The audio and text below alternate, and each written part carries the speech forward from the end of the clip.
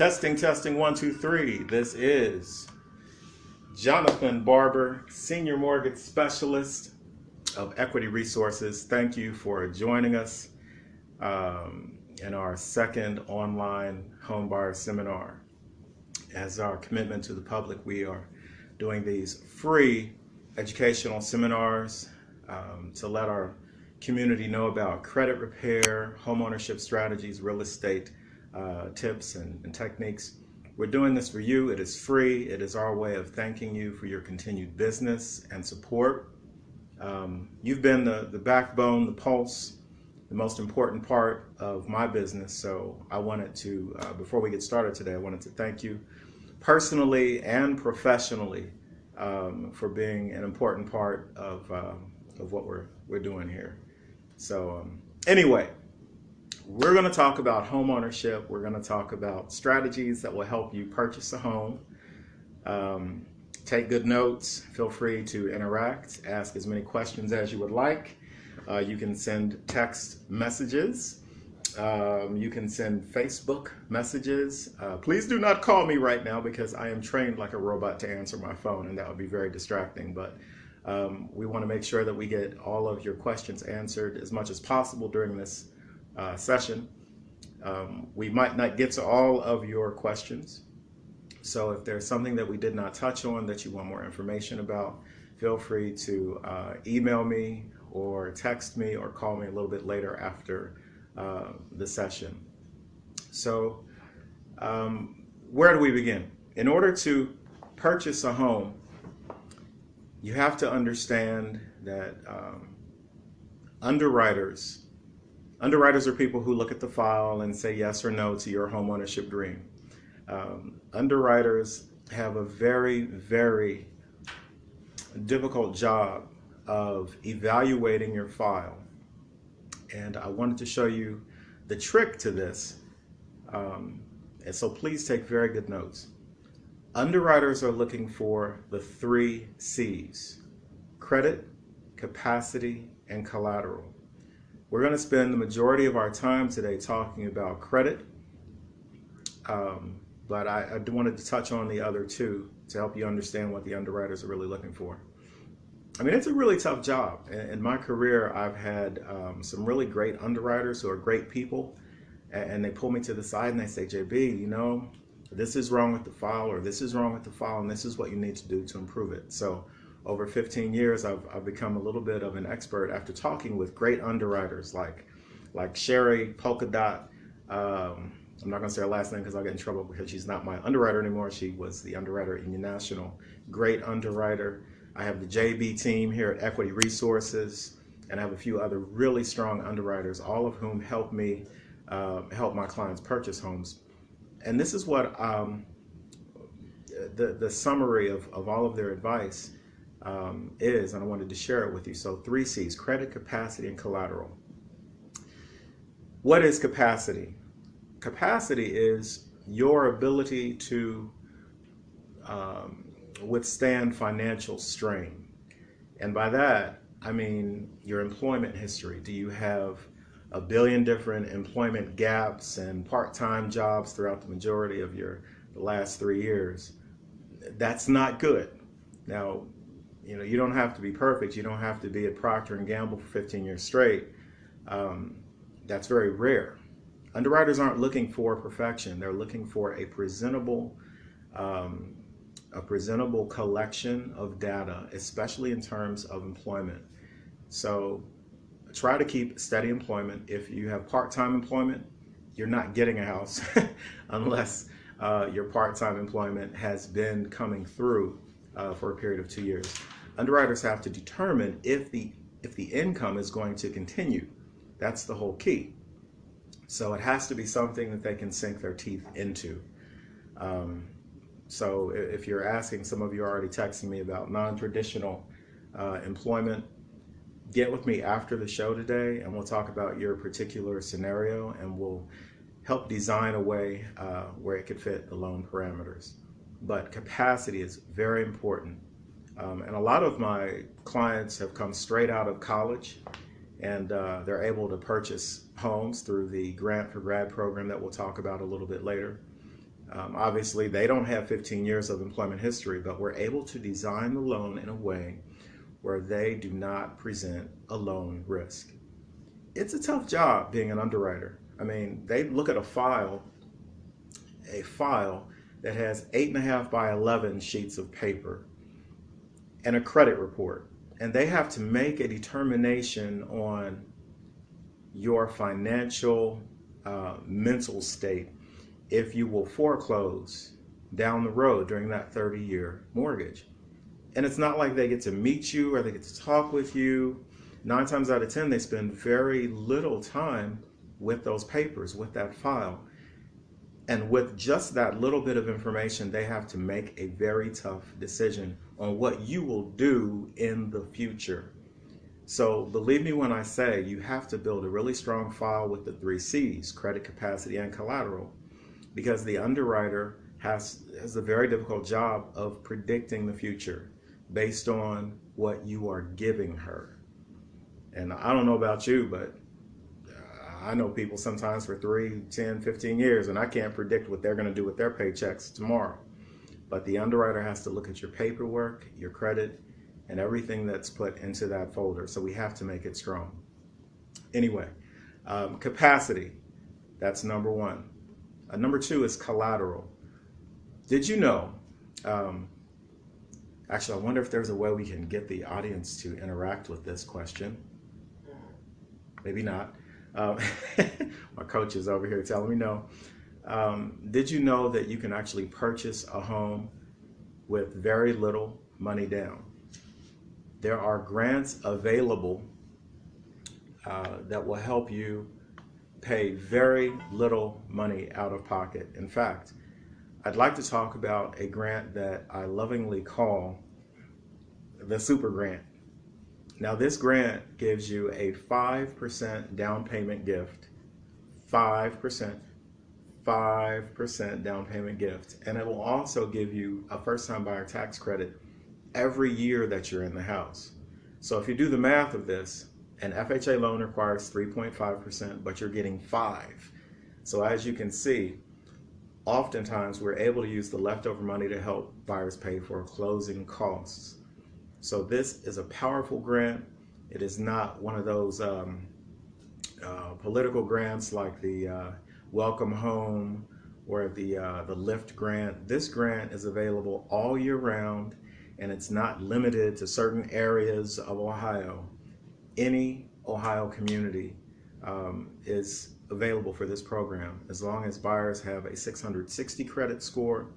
For the first-time buyers, a 640 credit score. For the second-time buyers, and yes, I said your second-time buyers get this grant as well. So it's an awesome device. It's a wonderful way to purchase a home without having the traditional collateral. Whenever I do the classes in person at the office, we kind of go through the audience, and the majority of the people believe you need 10% or 15% or 20% before you can purchase a home, and that's sadly not true. Now, granted, you do want to have money in your bank account before you purchase a home, because that's the wise thing to do. In case there's an emergency, you have money to fall back on. But don't put homeownership off thinking I need to save billions and billions of dollars to show an underwriter. Underwriters are looking for the 3 C's, but they do count this grant as collateral. And that's just one of the many grants that we have at Tri-County Equity Resources. So for more information about all the different grants that we offer, hit us up later after the show today, and we'll give you all the information that you need. I'm going to take a quick break and see if we have any questions that we need to hit. All right, so it looks like we're doing well on time. Now, I need a little drink of my coffee because we're getting ready to get into the credit repair piece. Credit repair.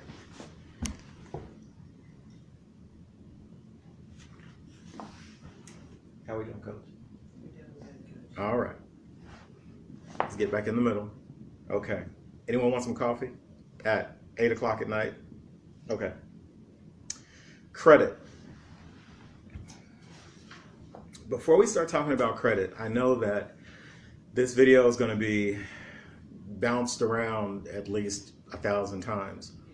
So it's going to hit many different people who have many different situations, many different circumstances. So let me say this first and foremost. No one is perfect. Bad things happen to good people.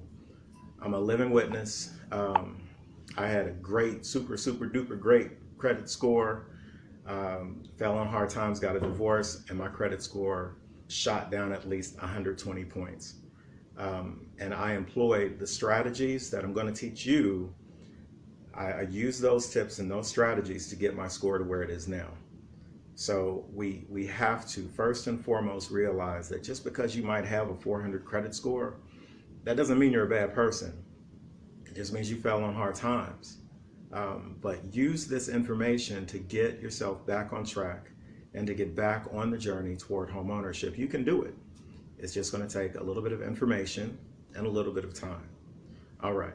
Looks like my hat is slipping off. I do have a very big forehead and the coffee makes it sweat. So let me readjust. Okay.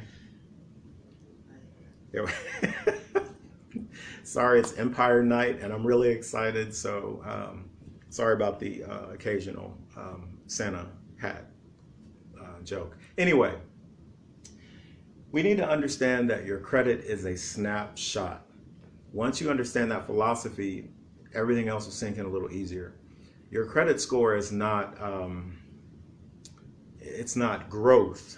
It is a short snapshot of what you are doing with your credit life at the particular time the credit is pulled. Now, let's look at the different pieces of your credit score.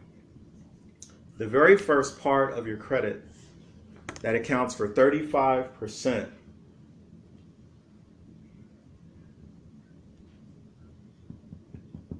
is payment history. Oops, I'm on the wrong leg.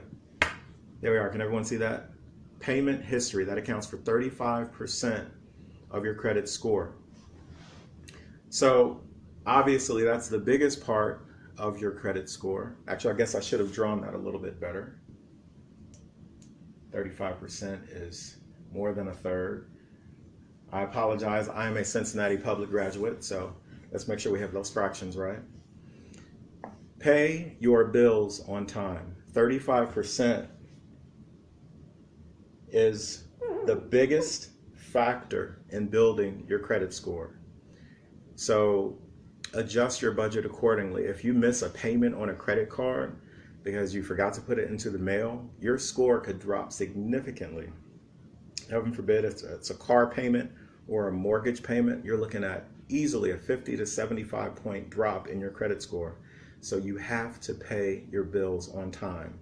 I know it sounds simple and hopefully not insulting, but bad things happen. We all totally get that, but you have to prioritize your payment history as the number one thing, okay? Number two.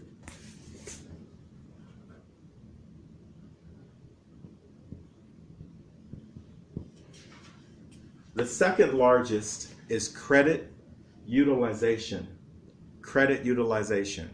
How much do you owe on your bill?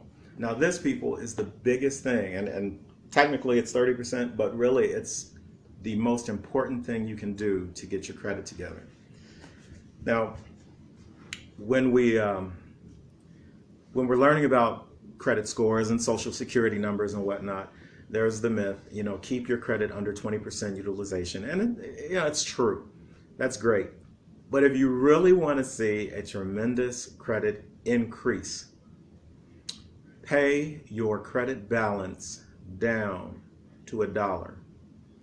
Pay your bill down to $1 and keep it there for a couple days. Go buy groceries, pay it down to $1. Keep it there for a couple days. Go buy gas, pay it down to $1. Why pay it down to $1? Why not just keep it under 20%? When the credit snapshot is taken, for whatever reason, it's going to produce a higher, a more rapid increase. And yes, I stole this idea from Continental Credit, and it works. It's great. But keep your balance as low as possible, but ideally $1.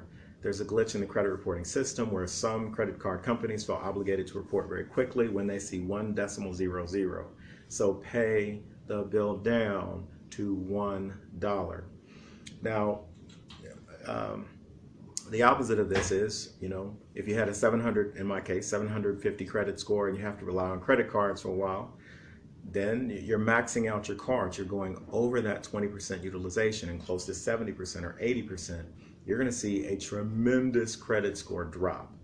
So keep your utilization down as low as humanly possible. And we know, sometimes things happen. It's the holiday season, and sometimes we need to go get Christmas gifts or whatever. But keep your balance down as low as possible. And for great results, keep it at $1. I'm going to slow down here for a second and see if we have any questions that we need to hit. What's the difference between $1 and 0? Great question. Someone asked the difference between $1 and 0. Both have great results because you're keeping your credit utilization down. And credit utilization accounts for 30%. So you're going to see great results either way. But I'm telling you, I've helped hundreds and hundreds and hundreds of clients build their credit by telling them to get their score down to 1.00. And usually they'll see a very, very quick increase in the credit score by doing that. But yeah, 0 is great, but try and get it down to $1 to take advantage of that glitch in the system. Great questions. All right. Length of credit history accounts for 15%. Length of credit history. So, true story. I'm a big fan of Credit Karma. I don't know if you're on Credit Karma, but if you want me to help you get your credit together, download the Credit Karma app. The Credit Karma app is going to give you regular weekly updates, and it's going to tell you what your score is doing on a constant basis. And we can use that as a target to help you get your credit together, to help you get a house. So download the Credit Karma app. So true story, because I watch Credit Karma regularly to get my credit to its peak. There was one particular point in time, maybe 2 years ago, I was watching my Credit Karma after it fell, my credit score fell, and Credit Karma suggested, hey, there's an account that's been open for a long time. It now has a balance. So I was an authorized user on that account. I never touched the card. I didn't even know I had a card, but Credit Karma told me I had an account that had been open for a long period of time that was just used recently. So obviously I freaked out. I'm a loan officer, so credit is my life. I panicked and I called Macy's and I said, hey, what's going on with this? I didn't use this credit card, and they explained that I was an authorized user on a card with someone else whose name we won't mention. So I closed that account so fast. I got my name off of that account so fast. I was just full of rage, and I was so anxious to get it closed because my name is on debt and I didn't get any benefit from that. So I closed it out and my credit score fell. Why did my credit score fall? My credit score fell because I destroyed that life of a credit card that had been open for 5 years. So I cut off the credit history. Does that make sense? Credit history accounts for 15% of the credit score. So don't get me wrong, I'm not saying go open some credit cards, pay them off, and keep them in your desk drawer. That wouldn't be good security, okay? You need to know what you're doing. You need to have good measures of all of your credit. But what I am saying is you have to be careful. If you have a credit card that has a good shelf life, a good history, keep it open. That's going to help you build your credit score. 10%, my marker is trying to let me know I'm talking too much. It's dry. So 10% of your credit score is because of new credit. New credit. So when you're going out and you're opening up another credit card, that could affect your credit. It's a 10%, the importance of it is 10%. So you want to have a blend of credit, but you want to be careful not to overextend yourself. You don't want to have 15 different credit cards because that actually does pull your score down. Along with that, new credit being 10% of the credit score, you don't want to have excessive credit inquiries. I had a gentleman who was referred to me by one of the counseling agencies, and the gentleman was calling me to get a grant. He had 35 credit inquiries within 3 months. 35 credit inquiries. In fact, the inquiry sheet was longer than his credit report. He's not getting a house. He's not going to get a house for quite a while because his score took such a beating that it'll take a long time to recover. So yes, get a second opinion about home ownership. Get a, maybe even a third opinion. Go to 3 banks or whatever, let them pull your credit, 2 or 3. But understand that every time someone pulls your credit, your score can drop. So you want to be very careful with new credit. Especially when you're close to 640. Especially when you're right on the edge, because these grants are very credit score sensitive. The super grant needs a 660. So if you know you have a 660, call me. Don't let anybody else pull your credit because that can hurt your score. If you're at 659, Columbus is not going to give you a break. And 640 for the second time buyers.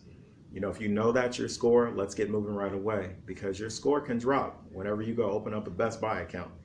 So be very, very careful with the new credit. So, a question. Question. Student loans are deferment. How do I get my score up with these ones? Oh, great question. I don't know if you guys heard Vanna, but student loans. Student loans, well, we could talk about an hour, and I would definitely drink something other than coffee when we're talking about student loans, but student loans are good and bad. Student loans are great as Joe consumer because sometimes you can get them deferred. So that's wonderful. But remember what I said at the beginning of the session. I said your credit score is a snapshot. So look at it this way.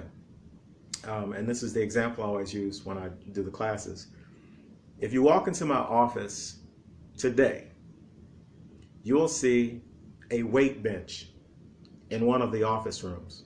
No exaggeration, well, not a weight bench, but an ab lounger bench. And when you look at that weight bench, when you walk into my office at 9 o'clock, you'll say, wow, JB has a great snapshot. I'm getting the picture that JB is really worried about his health and he's always working out. Because if he's got a doggone ab lounger workout machine in his office, a professional office, then he must work out a lot. So I have mad respect for JB. That's the snapshot that I just gave you because of the image that I'm putting out. Now, I didn't do it on purpose. I just didn't have the time to move it out of there, boss. And I will get it out of there, but it's in there right now. Another example, I have Planet Fitness membership. So sometimes I leave my keys out and people say, hey, you're a member of Planet Fitness. You must work out a lot. You must care about your health. None of the above are correct. I don't get to work out because I'm very busy. Haven't used Planet Fitness. I use Planet Fitness for the massage chairs. But that's the snapshot that I gave you when you looked at my keys, when you looked at my office. That's the image that was portrayed. So what does this have to do with the student loan question? It has everything to do with the student loan question. You're not paying on the bill. So how are you showing credit accountability if your loans are deferred? You paying $0 per month is showing that you are credit savvy. No, not at all. It's showing that you are a good Joe consumer who doesn't have to pay that $200 per month. And now your monthly budget is better. But as far as your credit score, it is not helping your credit score grow because your credit is a snapshot. Your credit is the depiction of your ability to pay your bills on time. So, I'm not saying get your bills out of deferment, but try to give a better image. Maybe call them up and see if you can get a payment plan going. If that's the only thing on your credit is student loans, you're not ever getting a credit score. She said that was a good answer. Okay, great. So I think I hit the point. And one more thing about the student loans, because I hate student loans and the new rules that they're putting out. If you have student loans, there is an underwriting rule that says if you have the student loans, and let's say you owe $100,000, underwriters have to count $1,000 per month towards your debt ratio.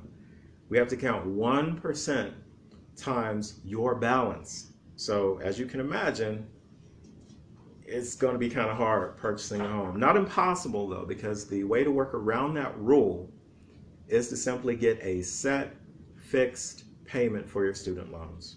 So if she pays on them, the score will go up, correct? That is accurate. Yes, your score, you will actually show that you're working out. It's kind of like you going to Planet Fitness once a month. If we catch you at Planet Fitness and you're whatever, we're going to say, hey, you're more concerned about your snapshot, your health. And in this case, paying bills on time, it'll be your credit health that is improved. All right, so great questions. The last part of the circle, and I'm going to quit showing you the circle because I'm actually kind of embarrassed at my drawings. And yes, I did graduate from the School for the Creative and Performing Arts. I know we have some SEPA alums out there. Please don't laugh at my artwork. I was an art major too, of all things. But types of credit. You want to have a blend of credit.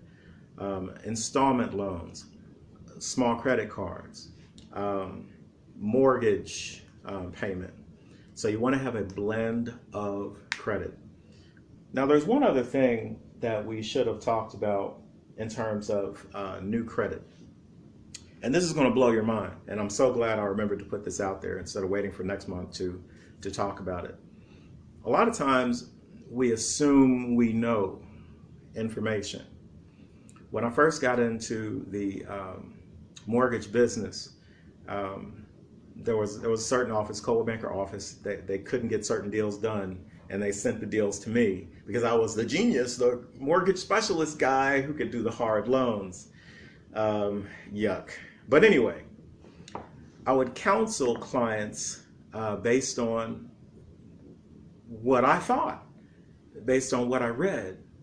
And now that I know the truth, I feel morally obligated to tell everybody the facts. And these are the facts. On your credit report, there are 3 columns. You need to pay attention to the column that says most recently reported date.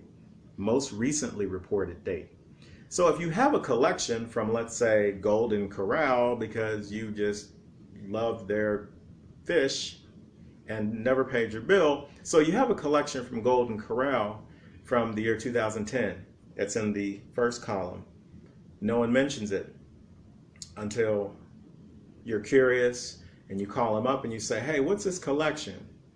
So because you actually called, it's going to get re-reported in 2016. Yeah? Now, let's say you want to be a Boy Scout because you're dealing with the wrong mortgage company, and the mortgage company says, hey, all of your collections need to be paid off for your score to go up, which is similar to the advice that I gave when I first got into the business. I know, I'm sorry. But let's say you have that type of representative who tells you, pay off all your collections, man, clean that stuff up and get your score up. Here's what's going to happen. Your score is going to drop, and here is why. There's the birth date column of the particular issue, then there's the most recently reported date column. If no one has mentioned the stupid collection for years, you just did. When you call to make a payment arrangement, when you call to pay it off, you have now awakened that debt. You have poked that sleeping bear. You woke that dog up. And now guess what's going to happen to your credit? It's going to get reported 2016 December in that column, which is going to cause your score to drop. Real stuff. And this, of course, I was taught this by an Equifax representative who came and shattered all of our minds with this information, and it's true. For the last 6 or 7 years, I've been helping many clients improve their credit by 80 points, 100 points, 200 points, just with that little bit of information about letting sleeping dogs lie. And of course, paying down balances to $1. So be very careful with how you try to fix your credit. Please replay this video because I know we covered at least a billion different things on the credit repair, on the collateral, and on the capacity. But most importantly, remember, bad things happen to good people. You're going to get your house. Play back this information and apply these strategies, apply these techniques. I'm in a house right now, a new house, third house, as a result of everything that I teach, as a result of disciplining myself and just realizing that I'm going to make mistakes, but I'm going to work hard to achieve my goal. And I know that some of you who are listening to this video right now, you're already pre-approved with me to get the super grant. And I take my hat off to those of my clients who are watching right now and who are following this game plan and who are going to close. But anyway, we could talk for hours and hours and hours about all the different success stories. But instead, we're going to end it now. I would say next time that you have a home buyer seminar, that you talk about what to expect out of your agents, what to look for when you're buying a house, home inspections, things like that. Excellent questions. For those of you who didn't hear the question/statement, it's been recommended that we hit on some of the other topics, including how to pick a realtor, home inspections, and things of that nature, because home ownership is more than just the 3 C's. I mean, you can have all of the 3 C's, and if you have a really bad real estate agent, you're not getting a house just because you picked the wrong real estate agent. Sometimes you can have all the 3 C's, you can close on a house, and I'm certainly saying this with deep sympathy because it has happened to some of my clients recently. Because you had a bad home inspection, your house is now flooded. Or there's mold growing out of your bedroom wall to the point where you have to sleep at a Motel 6. So yeah, we'll add more topics as we do these seminars, and it's our goal in the year 2017 to do Financial Fitness Fridays, where it'll be more entertaining, more fast-paced, and we'll really focus in on a unique topic every Friday. So thanks again for all of your continued business and support. Like I said before, you guys have been the heart and soul of our business. If it weren't for you, we wouldn't be here today. So I take my hat off to you, my shiny bald head. Thank you for tuning in. Feel free to share this video. We're going to have another video in January 2017. Happy holidays, Happy New Year, and thanks again for your continued business and support.